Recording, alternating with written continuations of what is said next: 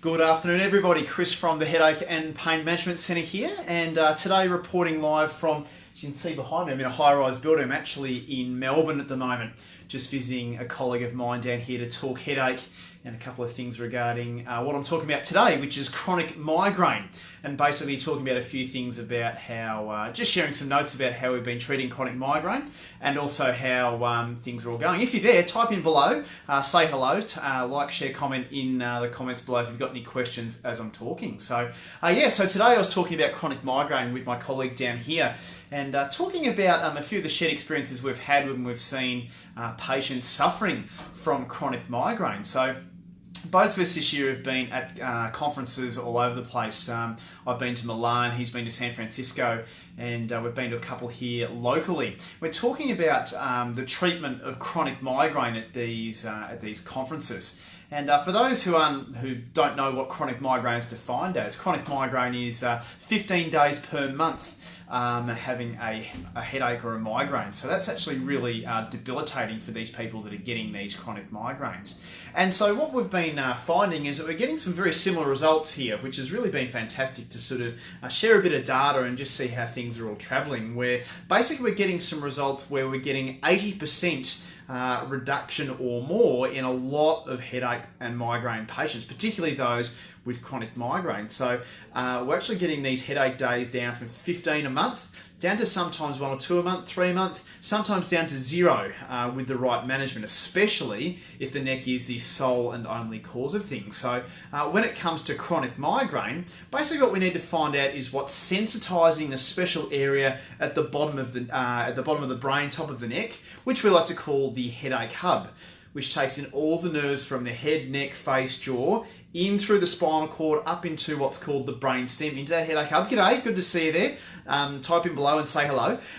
Basically what happens is that part of the brain at the bottom becomes sensitized, and over time it becomes more and more and more and more sensitized, so that anything within that area, anything that can sort of shoot nerves into that part of your brainstem can become sensitized. So if you've got a bit of a stiff neck, if you're a little bit dehydrated, all of the triggers that everyone knows and loves, if you've got a little bit of a toothache, all these sorts of things can then stir up into this really, really nasty migraine condition. And people with chronic migraine, it's almost like they're walking on eggshells. They're really hesitant to plan anything. They're really hesitant to go to restaurants at night, plan holidays with their family, really hesitant to, often scared about going to work without their packet of Panadol or their packet of pills to keep going, or they're wafting a lot of sort of medications like Topamax or Maxalt or Endep or things like that to try to prevent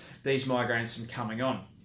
Now, what my colleague and I will be talking about down here is the different methods and ways by which we've been dealing with these things. The first is called the Watson headache approach, which for those who know me know that I've been practicing this particular approach on things for a long time now, which gets results in 70 to 80% of people, 70 to 80% of people through just doing that alone. Other people need a little bit more work with regards to strengthening exercises at the top of the neck.